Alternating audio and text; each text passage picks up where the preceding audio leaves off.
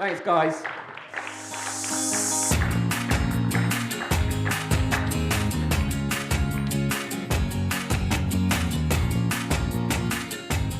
Good morning. Are we all right? Are we surviving?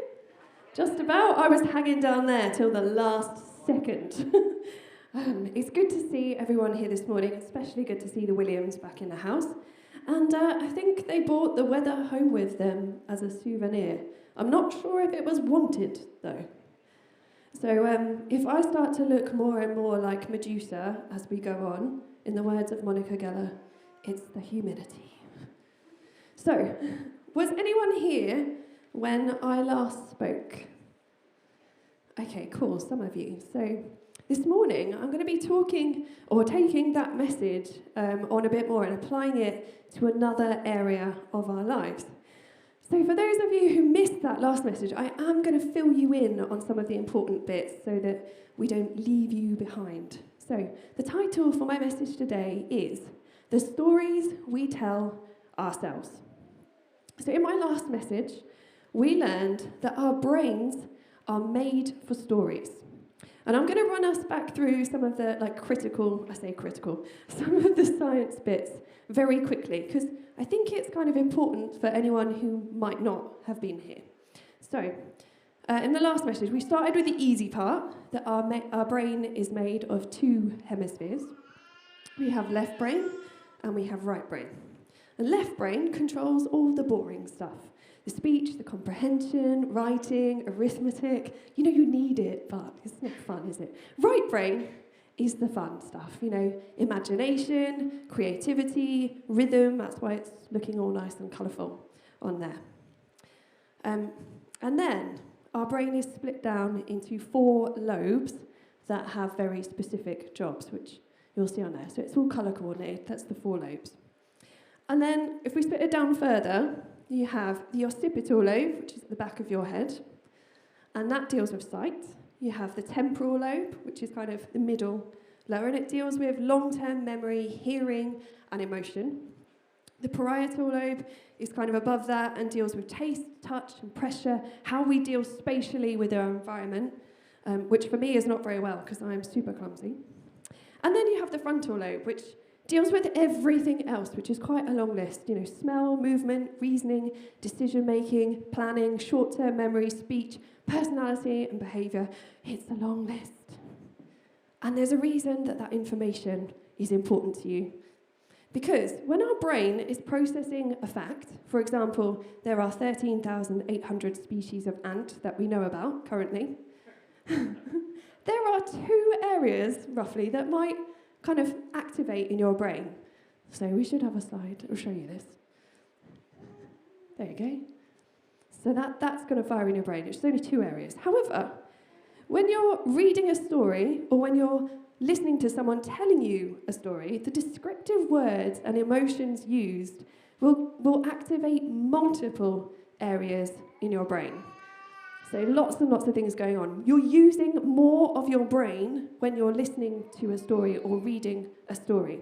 In fact, it activates the same areas of the brain that will be used if you were experiencing the story for yourself, which is pretty cool. And we also experience something called neural coupling. So when a person's telling you a story, the listener's brain will activate in the same area as the storytellers. It's like you are synced. So your brain is capable of mentally simulating what you're reading about or listening to. And that makes the information more meaningful and more memorable and incredibly useful for personal development. One of the things that I loved learning about when I spoke about this last was that when you assimilate, when you're reading, that connection with a character in a book, like your brain actually thinks that that's kind of real. And so the implication of that is that when people read fiction and they develop that parasocial relationship with a character, it reduces the feeling of loneliness. That's how impactful it is. And this knowledge is being harnessed all over the corporate sector. People are catching up to this. There are universities that are making literature modules compulsory to their healthcare students because they want doctors and nurses to develop a better sense of empathy, because that will help them to deliver better care to their patients. And companies are using book clubs to increase empathy and connection within their workforce. And they're having impressive results. And, that increase in morale, therefore, increases productivity. And it's just such a big positive to their business. So stories bring so many benefits to our brain health as well.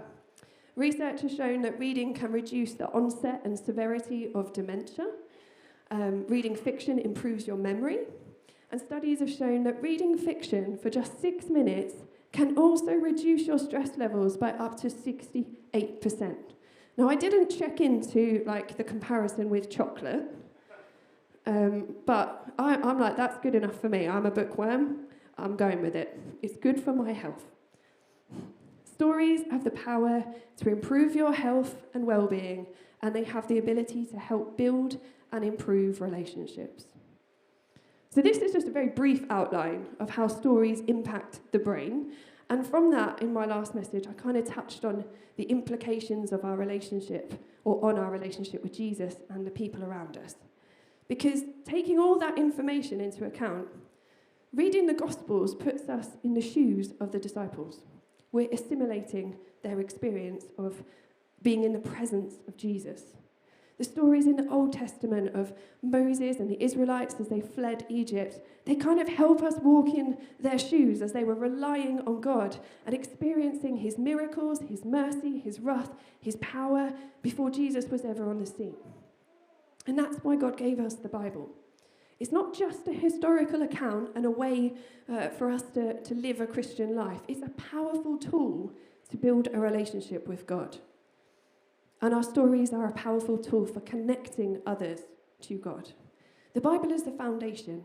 It's what our faith is built on, and it gives our faith context, but our stories are what keep Christianity in the present. Our stories are what show the world that God is the same yesterday, as he is today, as he is tomorrow. And God needs us to tell our stories. And when we tell our stories, we allow others to step into our shoes and experience our faith with us through that neural coupling, through that assimilative experience that they're having. Not sure if that was a word, but we'll go with it. The power of our testimony, our story, can encourage others to seek their own relationship with God. So stories are important. They influence our brains far better than facts ever could, and our brains respond in incredible ways to them. The fact that we can assimilate experiences just through reading or listening is amazing. And it brings about personal development. It helps us to get an insight into things we couldn't experience for ourselves. And it develops our empathy. And in the same way, the stories that we tell ourselves play a vital role in our personal development. The stories we tell ourselves are our inner thoughts, the way we consciously narrate as we go about our day. Our inner monologue, our internal voice is telling a story. Are you ready for some more science? If there's anyone sitting next to you looking a bit excited, maybe they're left brain dominant. So, we looked at a basic overview of what our brain looks like and how stories activate more areas of the brain than facts do. But I want to talk about what happens in the brain when we are consciously narrating our thoughts. So, we have in our brain about 100 billion cells called neurons. We should have one of them coming soon. And in order for us to breathe, walk, talk, etc., we need them to tell our bodies how to react. Neurons need to be able to communicate with other neurons. So we've got up here, you have the cell body and the cell nucleus and dendrites, and then the information goes down the axon to the axon terminal at the bottom there. And it looks a bit like a weird starfish, doesn't it? So, when a thought pops into your brain, it doesn't just happen and then magically disappear without a consequence. Your brain responds to it. It's programmed to respond to it. The information travels down that axon, and then the neuron releases something called a neurotransmitter in response to that thought. which then tells your body how to respond. So the three most famous neurotransmitters are dopamine, serotonin, and adrenaline. And I think when I researched, it was like there's over 100 possible types of neurotransmitters, but these are the ones that most people know about. And they are chemical messengers. So they travel from the axon terminal and onto the dendrite of another neuron to then complete a task. If you're like me and you hate science, I do have a simpler analogy. So imagine you are at an airport. You've been sent there, and you're at your terminal waiting to travel.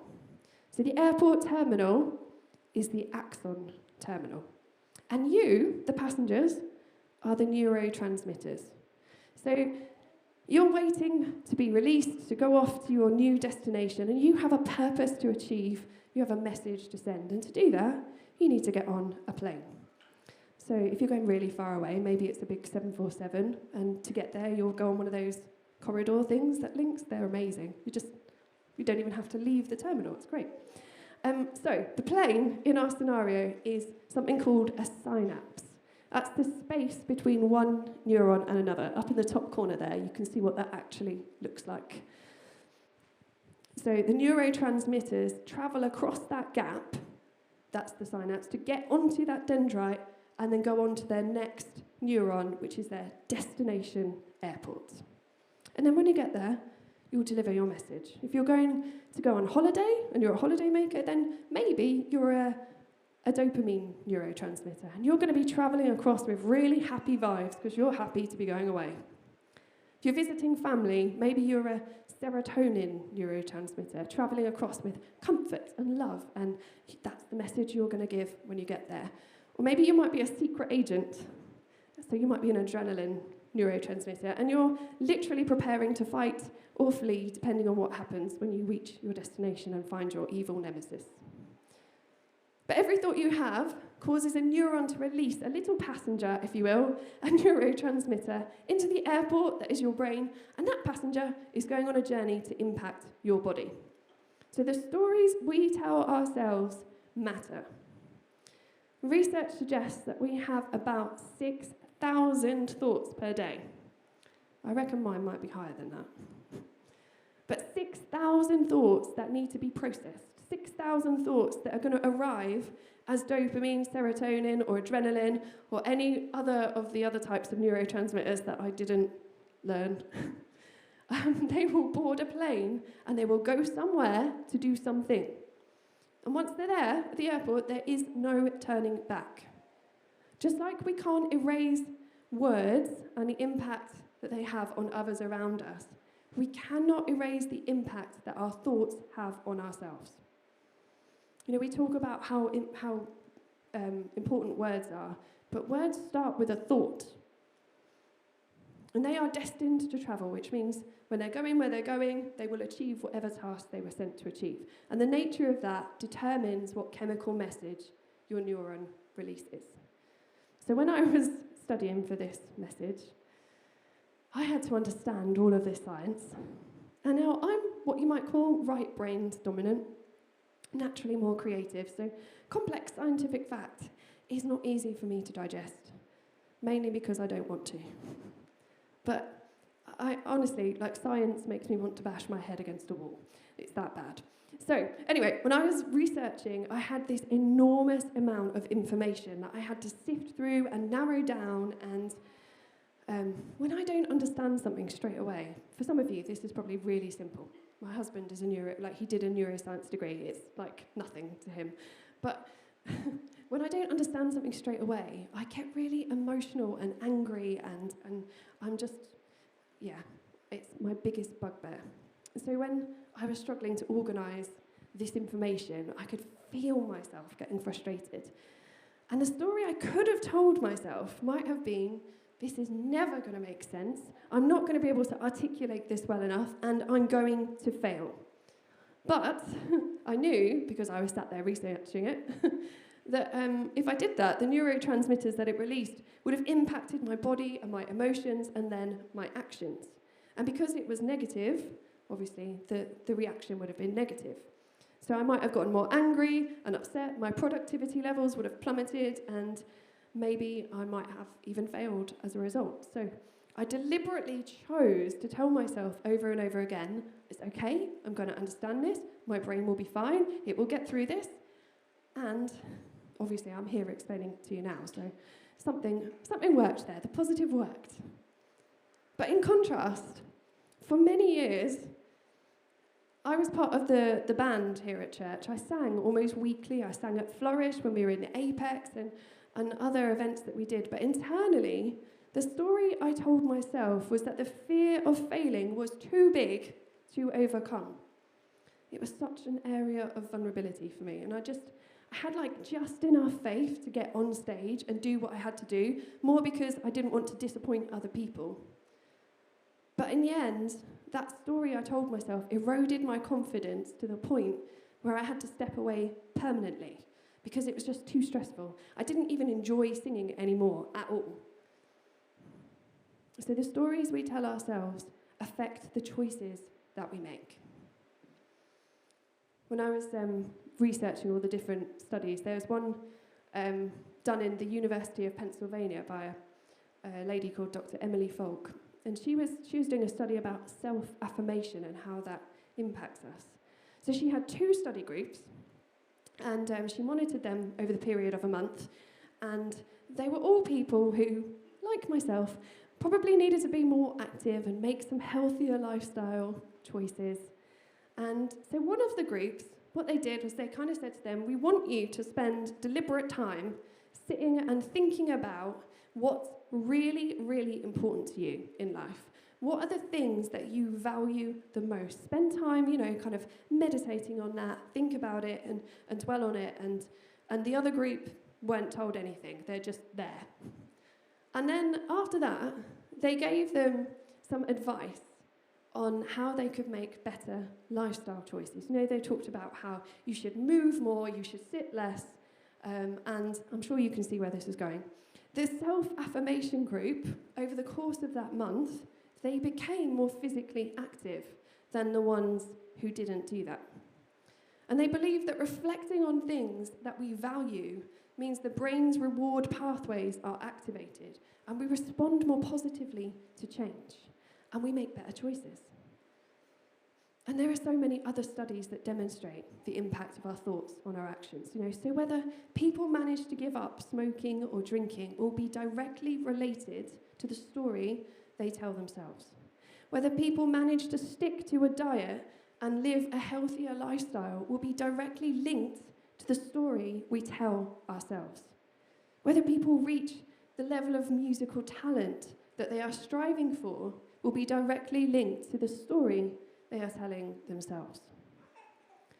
In 1955, a lady called Rosa Parks was arrested. We all should know who she is. At that time, the story that society was telling was that black people were not as valuable as white people. But Rosa Parks told herself a different story. Rosa Parks told herself that she was every bit as valuable, that she was every bit as worthy to occupy her seat on the bus that day, and thank God that she did. The story that she told herself affected the choice that she made that day, and she's recorded in the history books because of it. Whether we allow people to treat us poorly, disrespectfully, or abusively will be directly linked to the story we are telling ourselves. What we tell ourselves about our value. The story we tell ourselves affect the choices that we make. Our faith in God is actually a product of our thoughts. Our faith stems from the story we tell ourselves about who He is and what He can do for us. So I'm here because when I was 15, I thought God could actually be real. I thought my life would be better off with Him in it. I thought I didn't want to live the same way as I had been living. I thought God loves me enough that He would send Jesus to save me. I thought, I want to live a life with him in it. I thought he was powerful and loving and faithful to me. And all those thoughts were the foundation for every choice I have made to follow him in the last 22 years. The story I told myself about who God is was responsible for every decision to trust him over the last 22 years. You know, in Matthew 17, there's an incredibly famous scripture where Jesus says, I tell you the truth, if you have faith as small as a mustard seed, you can say to this mountain, move from here to there, and it will move. And that faith he was talking about starts with the story we tell ourselves about who God is and what he is capable of. When he said to those that he healed, your faith has made you well, their faith started with a thought. When the woman with the issue of blood approached Jesus in the crowd, the story she told herself was, if I only touch his cloak, I will be healed. And Jesus responded to her and he said, your faith has healed you. And the Bible records that the woman was healed from that moment. So the stories we tell ourselves determine the measure of our faith. And what we think about, it doesn't just have an impact on our emotions and the choices that we make. Research has shown that repetitive negative thinking can be linked to various health issues. Things like increased risk of dementia, increased symptoms of depression and anxiety, decreased memory capacity, an increase in the markers that indicate Alzheimer's disease, cardiovascular problems, digestive issues. So our thoughts have the power to damage our health, and that's mega scary because it means we have to be proactive in taking responsibility for them. We do not need 6,000 plus passengers flying to deliver harmful messages throughout our body. So the stories we tell ourselves can affect our health and well-being. And thankfully, obviously, just as negative thinking produces negative results, thinking positive things has a positive impact on the brain and our body. And it's been linked to improved mental health, better sleep quality, reduced stress and anxiety, better immune systems, better cardiovascular health, and reduced risk of strokes. That's just a few things.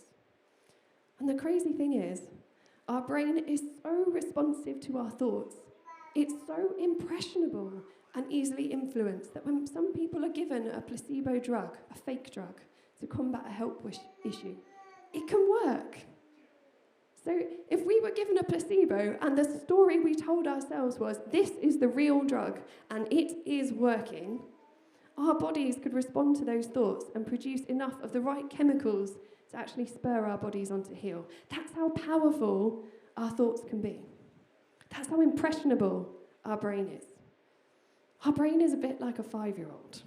You know, they can hear the most ridiculous things, and they are so impressionable, they will believe them. Some of the things that Ruben believes, even as a 10-year-old, that is said on YouTube, it's ridiculous.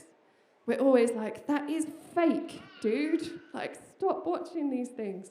We have a ban on YouTube in our house at the minute. But when children are small and they fall over and they hurt ourselves, you know, we kiss their wound and we're like, it's okay, you're all better now. And sometimes that is all it takes for them to like get up and magically be better. They take our words, they apply them to their own thinking as truth, and then off they go. So the stories we tell ourselves can affect our health and well-being. In the time of Jesus, obviously, we didn't have all the cutting-edge scientific research that we have now. But God, our Creator, he understood precisely the implication of our thoughts.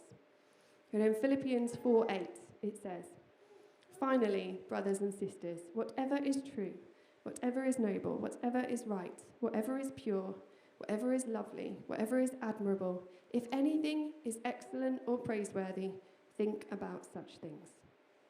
He gave us instructions on how to manage our thoughts. Yeah, because our brains, they can get a bit lazy. They create neural pathways that make habitual thinking even easier. Just like well-travelled passengers in an airport. You know, they arrive and they're so familiar, they know exactly what terminal they're going.